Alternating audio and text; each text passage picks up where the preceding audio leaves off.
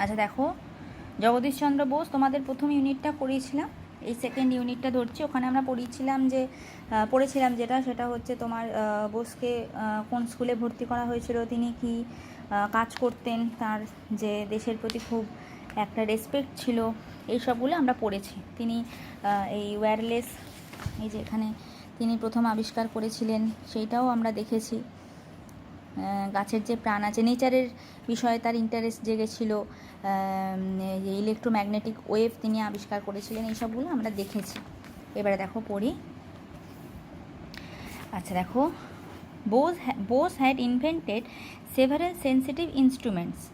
ছোটো ছোটো যন্ত্রপাতি, সেন্সিটিভ মানে খুব স্পর্শকাতর, মানে খুব সূক্ষ্ম মেশিন তিনি তৈরি করেছিলেন। ওয়ান অফ দেম, তাদের মধ্যে একটা ইজ ক্রেস্কোগ্রাফ, যার নাম হচ্ছে crescograph, which is use to measure the growth rate of plants, যেটার সাহায্যে একটা গাছের বৃদ্ধি মাপা হয়। থ্রু হিজ এক্সপেরিমেন্ট, তার পরীক্ষা নিরীক্ষার মাধ্যমে বোস দেখিয়েছিলেন যে plants behave in the same manner as human being, ওই গাছেরাও মানুষের মতনই ব্যবহার করে। Although plants take longer to respond than animals, যদিও তাদের কোনো কিছুর বিষয়ে সাড়া দিতে তাদের একটু টাইম লাগে, রিয়াকশান করতে টাইম লাগে, কিন্তু মানুষের মতনই তাদের সমস্ত কিছু রিয়াকশান হয়।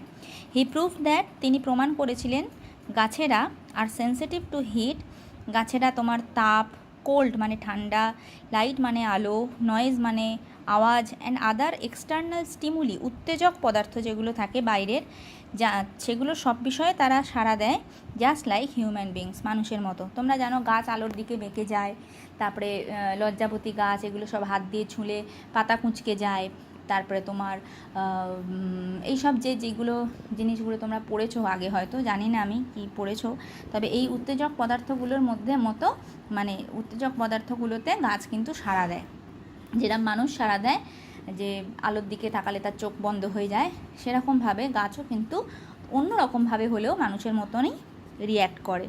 By injecting poison into a living plant, তুমি যদি একটা জ্যান্ত গাছের মধ্যে বিষ দিয়ে দাও, বোস দেখিয়েছেন that they react in the same manner as we do, আমাদের যদি বিষ দেওয়া হয়, আমরা যেরকমভাবে আর কি রিয়াকশান করি, প্রতিক্রিয়া করি, সেরকমভাবেই গাছও কিন্তু একই রকমভাবে প্রতিক্রিয়া করে।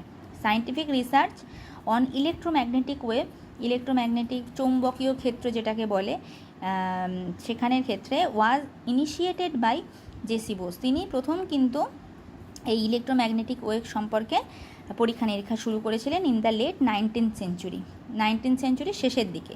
ইট ওয়াজ দ্য ইটালিয়ান সায়েন্টিস্ট, একজন ইতালীয় বিজ্ঞানী, Marconi, who got the patent মানে জানো, যে প্রথম আবিষ্কার করে সে প্যাটেন্ট নেয়। মানে কি, ধরো তুমি একটা কোনো নতুন জিনিস তৈরি করেছো, তারপর তুমি সেটা সবাইকে শিখিয়ে দিলে, কিন্তু নামটা হবে কার? তোমার, ঠিক আছে, তাকে বলে প্যাটেন্ট নেওয়া, কারণ তুমি তাকে শিখিয়েছো, অর্থাৎ তুমি প্রধান।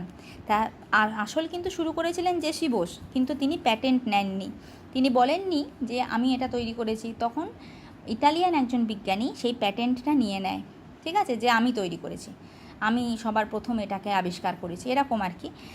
তার নাম ছিল Marconi, for the invention of wireless telegraphy তিনি বলেন আমি আবিষ্কার করেছি। বাট উই মাস্ট রিমেম্বার, কিন্তু আমাদের মনে রাখতে হবে, that Bose's public demonstration in Calcutta along the same lines happened much earlier, কিন্তু অনেক আগে কলকাতাতে এই মার্কনি যে বিষয়ে প্যাটেন্ট নিয়েছেন, এই যে কোথায় গেল, ওয়্যারলেস টেলিগ্রাফি যেটা, সেই বিষয়ে কলকাতাতে অনেক আগেই যে এই জগদীশচন্দ্র বসু কী করেছিলেন, ডেমনস্ট্রেশন দিয়ে দিয়েছিলেন, কিন্তু তিনি তার প্যাটেন্ট নেননি।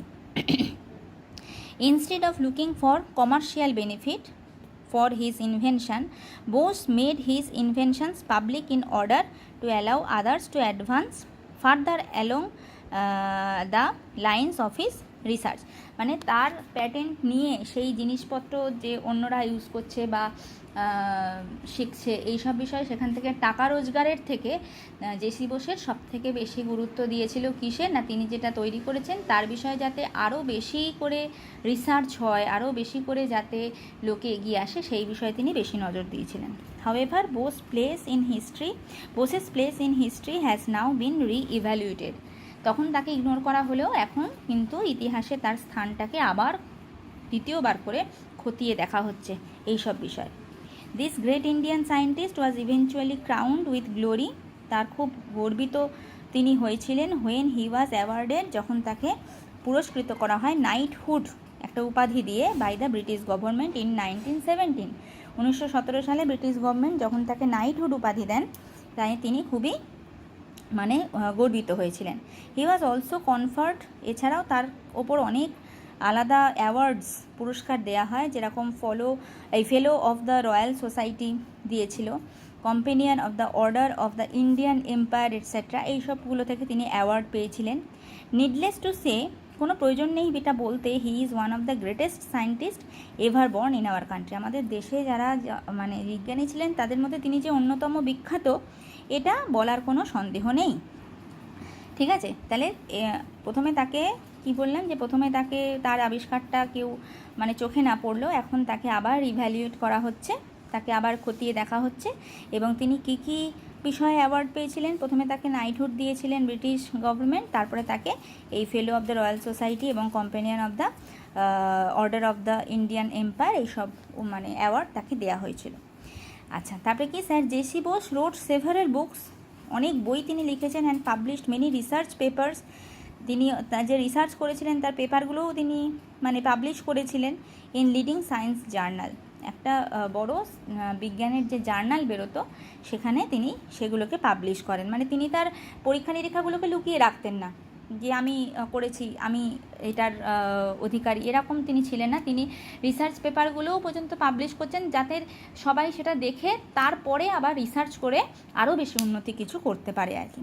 সাম অফ হিজ ফেমাস বুকস, তার যে বিখ্যাত বইগুলোর মধ্যে কয়েকটার নাম হচ্ছে কি response in the living and the non living 1902 সালে, the nervous mechanism of plants 1926 সালের, আচ্ছা মেজর মেকানিজম অফ প্ল্যান্টস 1928 সালের এটসেট্রা, এইসবগুলো তার লেখা বই। এছাড়াও 1896 সালে বোস রোড নিরুদ্দেশের খোঁজে এ সায়েন্স ফিকশন, এটা একটা কল্পবিজ্ঞান। ঠিক আছে, কল্পবিজ্ঞান তোমরা নাম শুনেছো, কল্পবিজ্ঞান মানে বৈজ্ঞানিক কোনো বিষয় নিয়ে কাল্পনিক কোনো ঘটনা যদি লেখা হয় যেটার উপর বেস করে আর কি পরবর্তী ক্ষেত্রে সেটা সত্যি, যেমন টাইম মেশিন নিয়ে প্রচুর গল্প লেখা হয়েছে কিন্তু এখনও পর্যন্ত তার কোনো মানে আবিষ্কার হয়নি, কিন্তু এই টাইম মেশিনটা মানুষের মনের মধ্যে আছে, হয়তো সেই নিয়ে কেউ রিসার্চ করে পরে টাইম মেশিন বের করবে। এই রকম আর কি যে জিনিসগুলো তাকে বলে কল্পবিজ্ঞান, বিজ্ঞানের কোনো বিষয় নিয়ে যদি কোনো গল্প লেখা হয়। আমাদের এই বাংলায় এই যে in fact he was the first writer of science fictions in Bengal, বাংলায় কল্পবিজ্ঞান লেখার, এইরকম কাল্পনিক বৈজ্ঞানিক বিষয় নিয়ে গল্প লেখা তিনি প্রথম। ঠিক আছে, ইন নভেম্বর 1917 সালের নভেম্বর মাসে Bose founded the Bose institute at his own house in Calcutta, তার নিজের বাড়িতে তিনি বোস ইনস্টিটিউট স্থাপন করেন, একটা রিসার্চ সেন্টার। তখন রিসার্চ সেন্টার সাধারণ মানুষের জন্য খোলা ছিল না, সাধারণ যারা স্টুডেন্ট ছিল তাদের রিসার্চ করার অধিকার দেয়া হতো না আর কি, তা তিনি নিজের বাড়িটাকেই দিয়ে দেন কিসের জন্য না ওরকম রিসার্চ সেন্টার করার জন্য, যাতে ইয়াং যারা তারা সেখানে রিসার্চ করতে পারে। He donated Bose Institute to the nation, তিনি জাতিকে তার বাড়িটা বোস ইনস্টিটিউট হিসাবে দান করেন ফর রিসার্চ অফ সায়েন্স, বিজ্ঞানের গবেষণার জন্য। This great Indian scientist breathed his last, তিনি শেষ নিঃশ্বাস ত্যাগ করেন অন 23 নভেম্বর 1937, 1937 সালে 23 নভেম্বর তিনি শেষ নিঃশ্বাস ত্যাগ করেন। ঠিক আছে, আচ্ছা আগেরগুলো সব উত্তর পাঠিয়ে দিয়েছি, আর এবারে তাহলে তোমাদের যেটা হোমওয়ার্ক থাকবে সেটা হচ্ছে ট্রু ফলস এই 6, 7 আর হচ্ছে এই 8, এইটা তোমাদের নেক্সট উইকের হোমওয়ার্ক হইল। ঠিক আছে, তাহলে আমরা আবার পরের দিনকে নতুন আরেকটা চ্যাপ্টার স্টার্ট করব। পরের চ্যাপ্টারে কি আছে, পরের চ্যাপ্টারে পোয়েম আছে কোয়েঞ্জিং। ঠিক আছে, তাহলে আমাদের জেসি বোস কমপ্লিট হলো, অসুবিধা থাকলে আমাকে একটুখানি জানাবে, আর হোমওয়ার্ক আগের দিনকে সব দিয়ে দিয়েছি, বাকি এই যেটা দিলাম সেটা আবার নেক্সট উইক করে দিয়ে দেবো। ঠিক আছে।